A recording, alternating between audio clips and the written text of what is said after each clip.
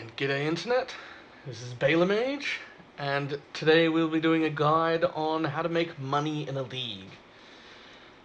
This guide is going to be directed mostly at people who have seen decent meta builds or interesting fun builds they've seen streamers do in the past, but find that because like a weapon costs you 8 exalts for it, you just look at the build and go, nope, that's too much money, and you rule it out.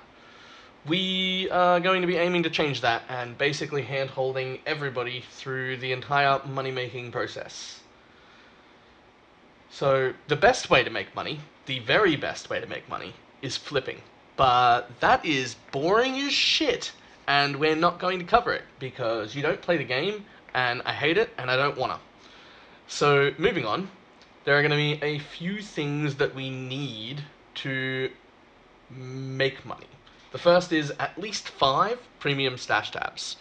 Now, if you have more than 5 premium stash tabs, or what I'll be using, which is 5 quad tabs, that's all obviously going to be better. But the minimum requirement here is just going to be 5 premium stash tabs. Being able to list items automatically on poe.trade and pathofexile.com/trade, super essential. You literally will not be able to do this without it. In fact, you're pretty much going to struggle to make any money without it, or at least any meaningful amount.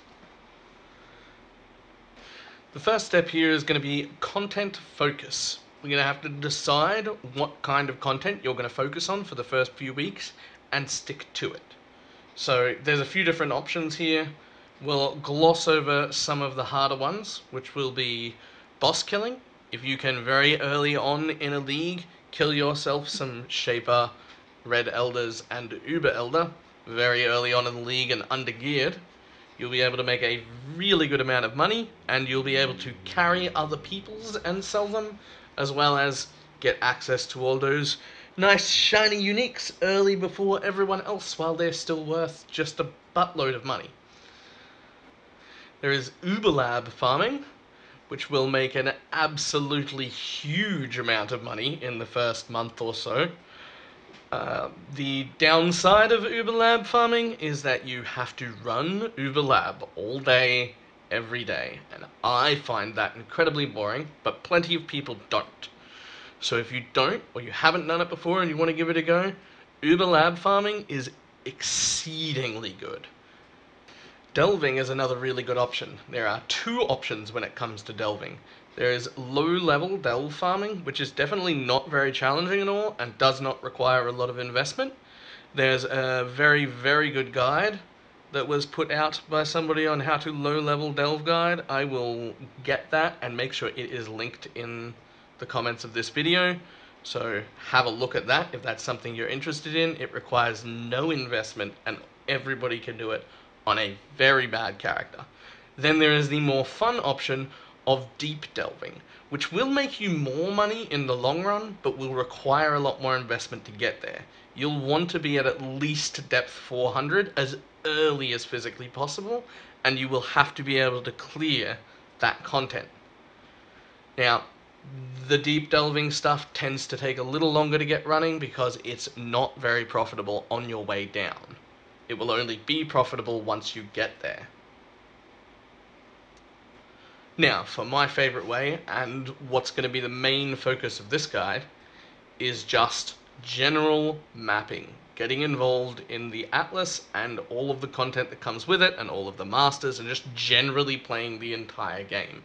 That's my favorite way to play, because I just get to go and kill stuff most of the time. So, all we really need for this is a good league start build, and just go fast, clear maps. Now, our biggest problem with this is people spend way too long in their hideouts normally. That is one of the things that slows people down the most. And working out how to sell items, or what items to sell, or how to price them, takes up a lot of time. So, we're going to minimize that time in this guide. One of the most important things here is going to have a good and customized loot filter. having to work out what items to pick up and what items not to pick up, even when you know what those things are, still take time. So I prefer to have a stricter loot filter that will already take that choice out of my head. Basically, if I see it, I should be picking it up. And that's what my loot filters will be set to do. So make sure that you download those. You're more than welcome to change the color and sound effects and whatnot to your liking. And now onto the bulk of the guide. How we're actually going to make our money. Now, we're going to do this by having a bunch of tabs that we're going to price at negotiable price at all items. Now, I'm going to use my first one as a dump tab. I'm going to set that to 50 chaos. And what's going to happen is I haven't looked at anything in here. Occasionally, I accidentally drop currency in there, which I'm not supposed to do. But I haven't looked at any of this gear. This is just stuff. It gets ID'd in my inventory, placed into the dump tab at 50 chaos. I never even look at it. Then what happens is when this tab gets full, we drag it down to the end of our sell tabs, which are all set up here. I have one set at 50, 30, 20, 10, 5, and you don't need this last one, but I like to have a small one set at whatever I need, whether it's alchemies, GCPs, chromatic orbs, chances, chisels, just something small and worthless that you are running out of that you would like to passively acquire. I like to use a 6th one there for that, but it's not important. Now what we're going to do is we move our 50 chaos down to the end. We change it to 30 chaos. We change our 30 chaos tab to 20 chaos. We change our 20 chaos tab to 10 chaos. We change our 10 chaos tab down to 5 chaos. We change our 5 chaos tab, which mine is empty now, but yours won't be, down to whatever our small currency one that we wanted is, if you've got that one. If you don't, you skip that tab, that's fine. Then we move our last tab, anything left in this tab, we vendor, it now hasn't sold at anything, you move it to the front and you turn it back into your 50 chaos tab. Then you start dumping items in here again. As long as you're using my loot filters, this will be fine. All you do is you dump your currency, you vendor your 6 sockets, you drop everything else in the dump tab, and you call it a day. You don't have to check any of it. You don't have to price any of it. Now, there's only 2 things that can go wrong with this method. One, you'll put something in the dump tab, and it will immediately get spammed by people wanting it. If this happens, do not sell your item. That means it's very expensive, it's more than 50 chaos, and it's something you should pull out and price. The other thing people worry about is they lower it from 50 chaos to 30 chaos, and they think that's a really big jump, and then they immediately get spammed at 30 chaos for the item that's in there. Don't worry about it. Just sell the item. Just sell it. It wasn't worth 50. It's obviously worth slightly more than 30. It is not worth your time to work out what the exact price is in between those 2 things. The beautiful part about this money-making strategy is that it just doesn't matter how much game knowledge you've got, and it doesn't matter what kind of content you're doing. This works for everyone, and you no longer have to worry about pricing things. The second half of what's really important about making money early in a league is that you have a good, solid league starter. Now, unfortunately, I can't cover those in this video because we don't have patch notes yet, and I don't know what's going to get hit.